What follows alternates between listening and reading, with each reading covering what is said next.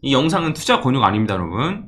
영상에서 드리는 모든 내용은 개인적인 의견과 시장 해석일 뿐이며 투자 판단과 책임은 본인에게 있습니다. 네, 안녕하세요. 김프로입니다. 옆에는 탁프로님 함께 나와 있습니다. 안녕하세요. 네, 오늘 아침에 좀 변동성이 나왔죠? 아무래도. 그렇죠. 뭐 드디어 이제 길고 길었던 전쟁이 좀 종전이 된다라는 소식이 전해 들어오면서 위험 자산들이 다 이제 반등을 하기 네. 시작했고, 달러 인덱스 뭐 유가 떨어지기 시작했고, 먼저 뭐 간단하게 뉴스 관련해 살펴보면은 종전 이제 선언이 거의 이루어졌습니다. 그래서 19일에 이제 완전한 종전 합의문을 이제 서명을 하겠다라고 이야기를 했고요. 다만 이제 좀 19일이라서 좀 아직 텀이 좀 있어서 약간 좀 긴장이 되는 측면도 없지 않아 있는데, 그래도 이미 이제 합의 중이다라는 얘기가 나온 지 꽤 된 만큼 사실상 그냥 완료가 됐다고 보는 게 맞을 것 같습니다. 특별한 변수가 없는 이상. 보니까 오늘 새벽에 그 이란 외무부 쪽에서도 전쟁 완전히 끝났다라고 선언을 한 것 같더라고요. 그 국경수비대 쪽이 어떻게 나올지는 모르겠지만 이란 쪽에서도 공식적으로 종전 얘기가 나오고 있다는 거는 확실히 긍정적으로 볼 수 있을 것 같아요. 네, 맞습니다. 그래서 오늘 밤부터 이제 전쟁이 즉각적으로 영구 중단된다라고 이란 쪽에서도 이제 확인이 된 그런 내용이고, 그래서 트럼프가 이렇게 얘기를 하다 보니까 앞서 얘기 드린 대로 이제 원유 가격도 좀 많이 내려오고 있는 상황입니다. 네, 그렇죠. 그래서 지난주에 나왔던 이제 뭐 지표들을 간단하게만 생각해 보면 결국에는 굉장히 헤드라인이 높았지만 유가만 좀 진정이 되면 에너지와 식품을 뺀 근원 CPI, PPI는 좀 괜찮았기 때문에 네. 뭐 금리 인상까지는 안 하지 않을까라는 생각을 좀 시장 참여자들이 했던 거고. 네. 실제로 페드워치도 보면은 금리 인상 가능성 조금 낮아지고는 있는 것 같더라고요. 네, 맞습니다. 그래서 이제는 동결이 좀 더 확률이 높은 상황이 됐고, 네, 그래서 일단은 굉장히 크게 지금 발목을 잡고 있었던 그런 이슈 하나가 거의 이제 해결이 돼 가고 있다는 측면에서는 좀 굉장히 긍정적인 부분이라고 그렇죠. 볼 수 있을 것 같습니다. 그래서 원유 같은 경우에 지금 차트로 보시면은, 차트로도 지난주 금요일에 한번 말씀드렸지만은 20일 이평선에서 지금 계속 저항받는 모양 나오고 있으니까 추가로 하락 나올 수 있을 것 같다라고 말씀을 드렸는데, 차트로 봤을 때도 그렇게 하락이 나온 모습이고요. 그리고 저 같은 경우에는 원유 같은 경우에 이렇게 지금 삼각 수렴을 하고 있는 걸로 보인다 해가지고 여기를 하방으로 뚫고 내려온다면은 이제 확실하게 더 추가로 쭉 떨어지는 모양이 나올 것 같다라고 말씀을 드렸는데, 공교롭게도 이게 종전 얘기가 나오면서 삼각수렴 밖으로 나온 모습이고요. 종가 마감을 좀 봐야겠지만 지금으로서는 뚫었다고 봐야 되겠네요. 그렇죠. 이 정도면 거의 확실하게 뚫었다라고 볼 수 있고요. 지금부터는 이제 중요한 거는 여기랑 여기를 다시 뚫고 내려갈 수 있냐, 그게 중요하다고 보면 될 것 같고, 여기까지 뚫고 떨어진다라고 하면은 여기 가격이 한 77에서 76달러 정도인데, 여기까지 뚫고 내려온다라고 하면은 거의 이제 유가도 정상화가 거의 다 됐다라고 볼 수 있을 것 같아요. 네, 해서 여기만 뚫고 내려온다고 하면 그냥 쭉 뚫고 내려갈 걸로 보이고요. 다만 이제 그냥 20일 볼린저 밴드로만 봤을 때는 이미 하단선 밖으로 나와 있기 때문에 이게 한 번에 확 뚫고 내려갈까라기보다는 그래도 조금 안으로 들어오는 모양이 계속 나와주면서 내려가지 않을까, 그렇게는 생각을 하고 있습니다.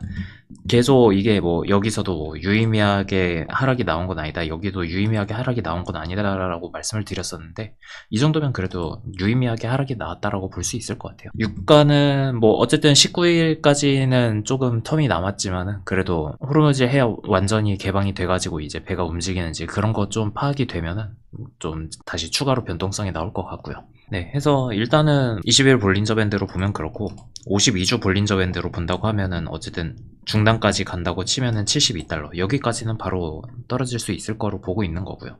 그 다음에 뭐 만약에 여기서 추가로 52주선까지 뚫고 떨어진다고 하면은 그건 아직은 잘 모르는 거지만, 그렇게 된다고 하면은 사실 열려있는 건 40달러까지 열려있긴 한데 과연 여기까지 떨어질까 싶긴 하고요. 그래서 원유는 지금 이 정도로 보고 있다라고 보시면 될 것 같아요. 그리고 달러 인덱스 같은 경우도 지금 어쨌든 종전 얘기 나오면서 어느 정도 빠지긴 했지만 더 확실하게 빠져줘야지 달러는 제대로 약세로 방향이 잡혔다라고 말씀을 드릴 수 있을 정도는 될 것 같고요. 전쟁 이야기가 나왔을 때가 이때쯤이니까 종전이 확실히 된다고 하면 그래도 못해도 한 이 정도까지는 다시 내려오는 모양새가 나오지 않을까, 뭐 그렇게는 생각을 하고 있습니다. 뭐 유가 같은 경우에는 호르무즈 해협이 좀 정상화되면서 실제로 운항이 되고 관련해서 더 떨어지는지를 좀 봐야 될 것 같고, 그래서 그렇죠. 70달러 때까지는 이제 좀 무난무난하게 떨어지지 않을까라고 생각을 다들 하고 있는 것 같은데, 이제 그 52주선 중심선 부근부터 해서 60달러대로 다시 떨어질 수 있을까에 대한 이런 우려들이 좀 있는 것 같아요. 그래서 만약에 70달러 위에서 지금 고착화가 되면은 결론적으로는 조금 올라가 있는 상황이니까 전쟁 전보다. 그렇죠. 그래서 뭐 부정적이다라고 보는 뷰도 있는 거고, 반면에 이제 생각보다 걱정했던 것만큼 유가 충격이 덜했기 때문에 해결되면서 다시 이전과 같은 수준으로 돌아갈 수 있지 않을까라고 보는 뷰도 있는 것 같아서, 요거는 19일에 본격적으로 어떤 내용으로 이제 합의가 완전하게 이루어지고 호르무즈 해협이 어떻게 통행이 되는지 이런 것들 좀 봐야 될 것 같습니다. 그리고 달러 인덱스 같은 경우에는 이번 주 예정되어 있는 이제 FOMC에서 금리 동결이 이제 거의 뭐 확정되어 있는데, 동결을 하면서 비둘기적으로 동결을 하는지, 그러니까 앞으로 기회가 되면 인하를 하겠다라고 네. 얘기를 할지, 아니면은 뭐 좀 더 매파적으로 나올 수도 있는 거라서 그거 관련돼서 좀 달러 인덱스도 방향성을 좀 크게 나오지 않을까 생각을 하고 있습니다. 네, 해가지고 지금 보시면은 그냥 원유 빼고는 다 올라가는 모양이 나오고 있기는 합니다. 금 같은 경우에도 지금 다시 52주선 아래로 떨어진 게 좀 우려되는 부분이었긴 한데, 결국 주봉으로 봤을 때는 52주선을 꼬리만 달고 지켜줬다라고 봐야 될 것 같아요. 이렇게 보면은 이거 트럼프가 진짜 의도적으로 차트를 그리는 거 아닌가 싶기는 한데, 이 정도면.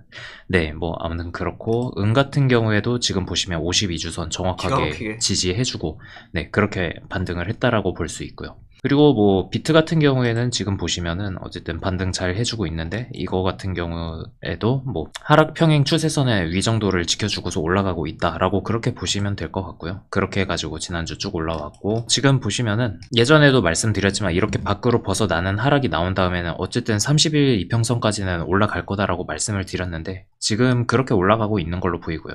해가지고 비트 같은 경우에 30일 이평선까지 갔을 때 여기를 바로 돌파해 줄 수 있느냐, 그게 관건이 될 거라고 보시면 될 것 같습니다. 그래서 비트 같은 경우에 아직까지는 파동을 그리기는 조금 애매하기는 한데, 만약에 요 위를 잘 지켜준다라고 치면은 파동 이렇게 그려가지고 올라가는 것도 기대는 해볼 수가 있고요. 이렇게 하면은 그 저점에서부터 64,000 정도까지를 1파로 놓고서 지금 127.2 정도까지만 올라와 있다, 이렇게 보시면 될 것 같고, 여기서 뭐 한번 되돌림이 나오더라도 100%를 지켜준다라고 하면은 3, 4, 5 해서 올라가는 그림, 이렇게 나올 것 같습니다. 그래서 비트는 파동 같은 경우에는 좀 더 확실해지면 다시 한번 말씀드릴게요. 네, 그래서 비트코인 같은 경우에는 주간 기준으로 ETF 현황을 봤을 때 사실 순유출이 좀 나왔습니다. 5주 연속으로.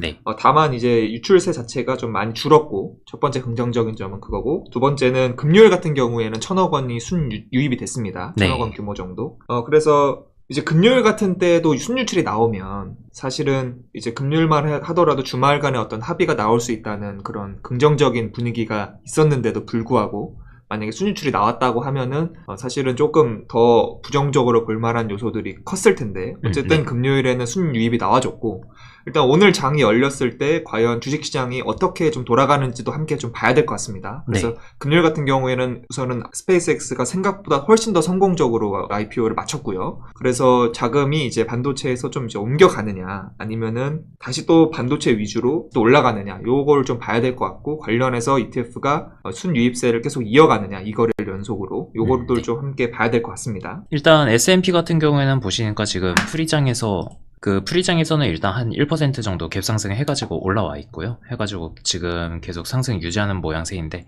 본장까지 갔을 때 뭐 어느 정도 더 변동성이 나올지는 한번 같이 지켜보시면 좋을 것 같고요. 그리고 채권 같은 경우에도 지금 가격이 많이 빠지고는 있는데, 아직까지는 더 확실하게 빠져야 되죠. 채권 같은 경우에는 지금 뭐 이 정도 빠졌다고 해도 여전히 26년 초 이때랑 비교해서는 많이 올라와 있는 상태다 보니까요. 그래서 채권 가격이 결국에는 뭐 금리 인하 쪽으로 방향을 잡는지 그런 것도 좀 보여주는 거라 가지고, FOMC 이후에 또 어떻게 또 추가로 움직이는지도 같이 보시면 좋을 것 같고요. 네, 그러면은 오늘 영상은 이걸로 마무리 짓고 화이팅하고 마무리하도록 하겠습니다. 하나, 둘, 셋, 화이팅! 화이팅! 네, 감사합니다. 김프로였습니다. 네, 감사합니다.